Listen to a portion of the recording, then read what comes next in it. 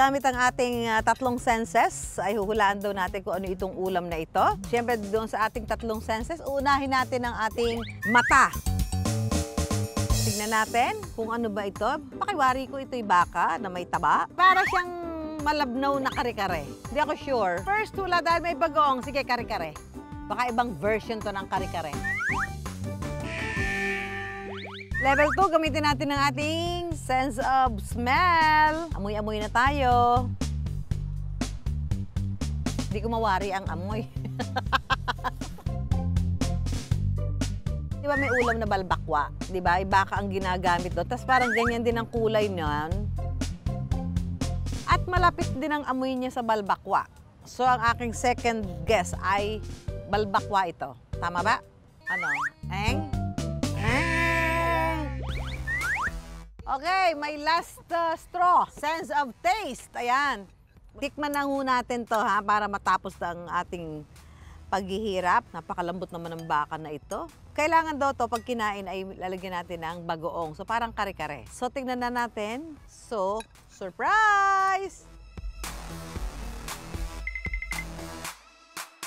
Nga lang, tumang ko nga daw. Parang siya maasim-asim eh. Pero pag inulam mo, nilagyan mo ng bagoong, naiiba yung lasa niya.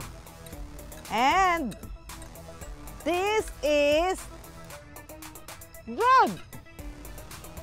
Ang sarap. Anong ulam to? Anong luto to? Goto ba to? Ano ba to? Sabihin nyo na nga kasi. Ano bang luto to? Sinampalukan. Ano? Maasim-asim kasi eh. Sinampalukan baka?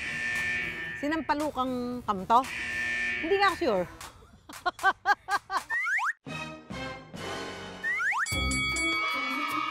Ay, bago nga. Ngayon ko lang narinig yan yung adobado. Hindi ko alam yung adobado. Alam ko lang muscovado eh. Dahil mali ako, kainin ko na lang.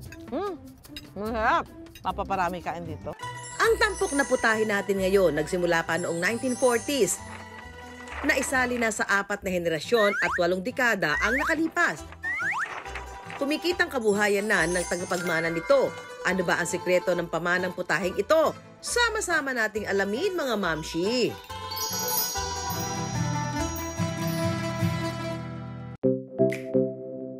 Adobado, ano ito?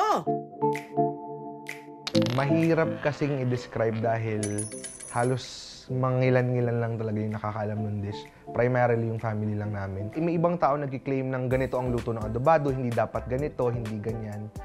Pero the way I knew adobado is how my father introduced it. Sa loob ng mahabang panahon at hanggang sa ngayon, ang recipe ng kanilang pamilya, marami na ang nakatikim.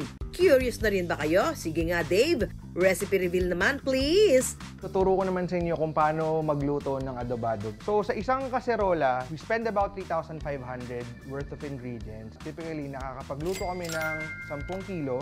Sa 10 tab, kumikita kami ng 6,500 sa isang lutuan. Ang pinakamahalagang sangkap, ang beef kamto o ang parte ng baka na nasa ilalim ng tadyang at nasa bandang tiyan. Ilalagay muna natin siya sa kaserola for about 4 to 5 hours gamit ang uling, slow cooking lang para mas natural yung pagkalambot ng karne. So after 4 hours, tignan na natin kung malambot na yung baka. Kapag malambot na, isunod na ang bawang, paminta at asin. Pakuluin ulit ng nasa 20 minuto at pagkatapos ay saka ilagay ang suka at atsuete. Matapos ang 5 minuto, luto na ang adobado. Tikimers, anong sa inyo? It reminds me of papaitan with the absence of the bitter taste. Masarap yung twist niya na para siyang sinigang na may asim. Mas naapaw yung sarap niya pagka nilagyan siya ng bagoong. Parang kaldereta, malambot, so juicy. Garlicky siya, kaya talagang nag-blend yung bagoong tsaka yung lasa ng garlic dun sa sabaw. Talagang masarap. Para sa akin yung lasa niya is close to bulalo, pero hindi. Kasi meron siyang touch ng sinigang at andun din yung parang touch na parang papaitan. Litong-lito na rin ba kayo? Ano nga ba talaga at saan nagsimula ang adobado? Ang adobado ay isang pamamaraan ng pagluluto noong unang panahon sa Europa na kumalat sa iba't ibang panig ng mundo at nakarating sa Pilipinas dahil sa mga pananakop ng mga Kastila, ng mga Portuges Kaya na-introduce sa iba't ibang mga kultura ang paggawa ng adobado. I remember 12th birthday ko niluto ng tatay ko, sobrang dami. And then parang isang buwan ko siyang straight kinakain ng walang sawa. Kaya it has a special memory, may special place talaga sa akin. Kaya gamit ang 10,000 puhunan, sinubukan ni Dave na ipatikim na rin sa ibang tao ang paboritong pagkain mula pagkabata. Meron na talaga akong main business, which is yung nag-handle ako ng isang call center. Tapos ang palagi kong battle cry doon is always multiple source of income. So I really do not rely on single income alone. So gusto ko gumawa ng sistema na matulog man ako sa gabi, may umaandar na pera. Dami ko na rin sinubukan ng negosyo noon.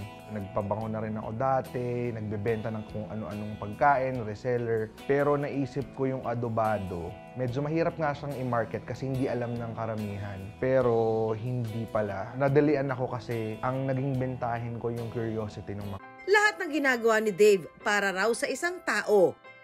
Single father kasi ako.